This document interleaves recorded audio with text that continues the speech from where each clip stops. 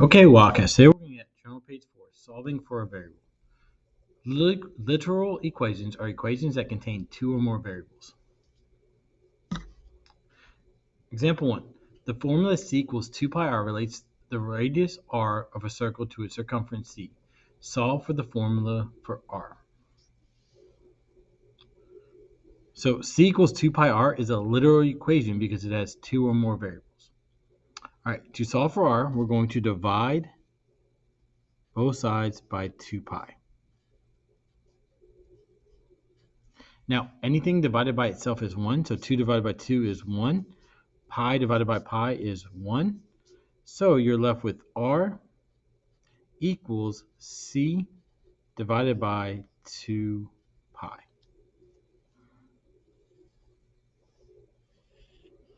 All right, go ahead and finish up example 1. All right, let's take a look at example 2. Solve for b in the mathematical formula a equals 1/2 bh. Now, to get rid of the fraction, we need to multiply everything by the denominator. So we're going to multiply everything by 2. Now, we have to multiply everything because of the equation. And equation means equality. So what we do to one side, we have to do to the other to maintain equality. So we're going to multiply 2 times a is 2a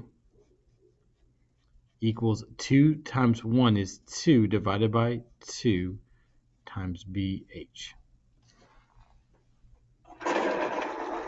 Now, again, anything divided by itself is 1, so 2 divided by 2 is 1.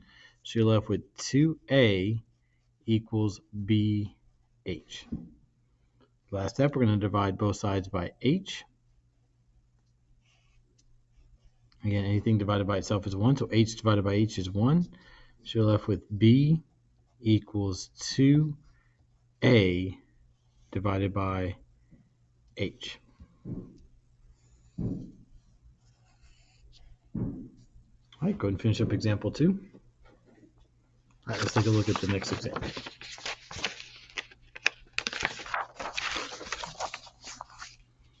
All right, example 3.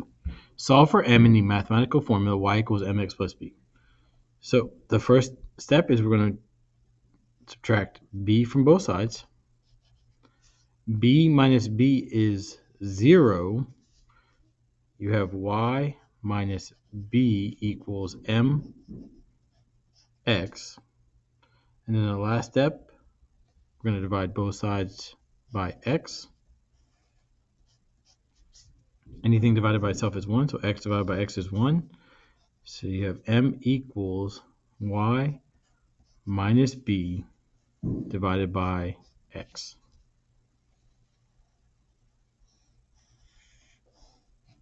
All right, go ahead and finish up example 3. All right, let's take a look at example 4. Solve for b in the mathematical formula a equals 1/2 times a plus b times h. Okay, so again, we want to get rid of the fraction. We're going to multiply both sides by the denominator. So we're going to multiply both sides by 2. Well, 2 times a is 2a equals 2 times 1/2 is 2 divided by 2 times a plus b times h. Now, again, anything divided by itself is 1. So 2 divided by 2 is 1. So you're left with 2a equals parentheses a plus b times h.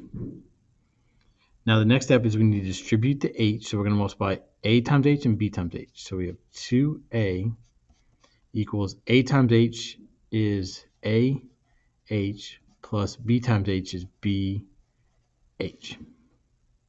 Now, we're trying to solve for b, so we're going to subtract ah from both sides. Ah minus ah is 0, so you have 2a minus ah equals bh. And then the last step is going to divide both sides by h. Well, h divided by h is 1. So you're left with 2a minus ah divided by h. And that can be written as 2a divided by h minus a h divided by h, which can be also written, because h divided by h is 1, as 2a divided by h minus a equals b.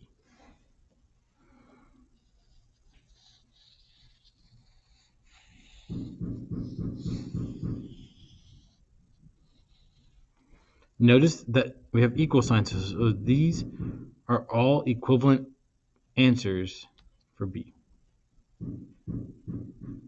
All right, go ahead and finish up example 4. Let's take a look at the next example. Example 5. Solve for p in the equation 4p plus 3r equals q. Okay, so the first step is we're going to subtract 3r from both sides. Well, 3r minus 3r is 0. You have 4p equals q minus 3r. And then the last step is we're going to divide both sides by 4. So then 4 divided by 4 is 1. So you have p equals q minus 3r divided by 4.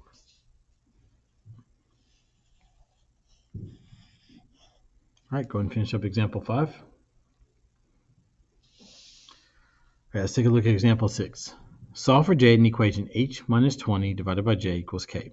Now, again, whenever you have a fraction, we're going to multiply both sides excuse me, by the denominator. So we're going to multiply both sides by j. Okay, so then that's j times h divided by j minus 20j divided by j equals k times j. Now, anything divided by itself is 1, so j divided by j is 1. So you have h minus j divided by j is 1, so 20 equals kj. And then the last step is we're going to divide both sides by k. Again, anything divided by itself is 1, so k divided by k is 1. So you have j equals h minus 20 divided by k.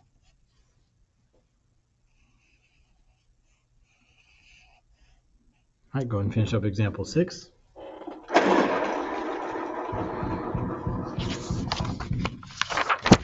right, let's take a look at example 7. Solve for z in the equation 7 divided by 5 times z plus 11 equals y. Now, in this case, we're going to multiply both sides by 5 divided by 7. And you'll see why as we work through the problem, why we're going to multiply both sides by 5 divided by 7. And remember, we have to multiply both sides because of the equality. To maintain the equality, we have to multiply the left side and the right side by 5 sevenths.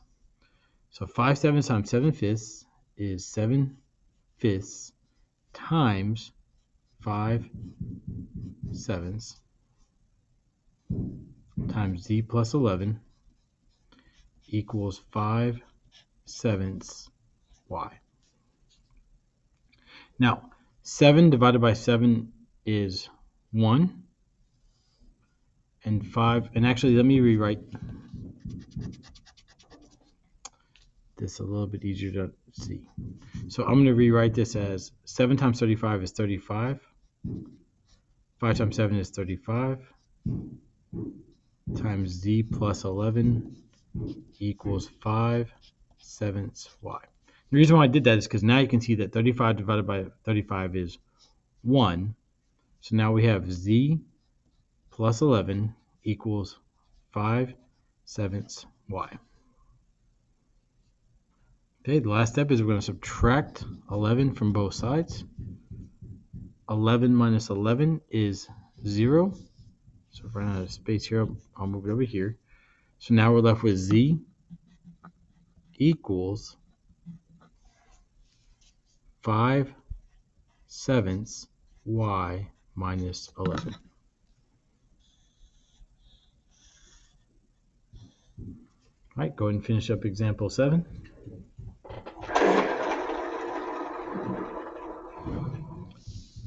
All right, let's take a look at example 8. Solve for n in the equation a times n minus 5 equals b times n. So the first thing we need to do is distribute the a, so that's a times n minus a times 5 equals bn.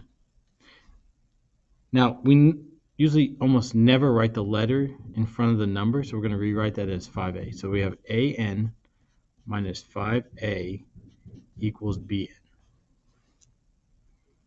Okay, so the next step is we're going to add 5a to both sides. Well, negative 5a and 5a combine to be 0, so you're left with an equals bn plus 5a.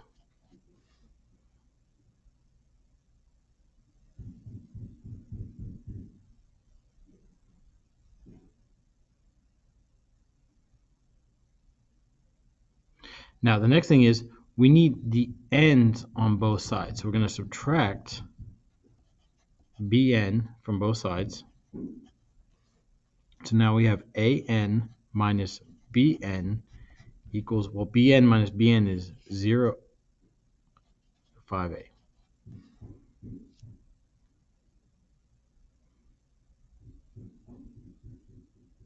Now, we're solving for n, so we need to realize that we're multiplying n times both of these. So we can rewrite this as n times a minus b equals 5a. And let me just add in a step just to show you why this is equivalent. If I distribute, well, n times a is an, and n times b is bn, so these are equivalent. But the reason we did that is we want n by itself. So now the last step is we're going to divide both sides by a minus b. Okay, anything divided by itself is 1, so this is all 1. So you're left with n equals 5a divided by a minus b. All right, go ahead and finish up example 8 and go and start working on your HRW assignment and have a wonderful Wildcat day.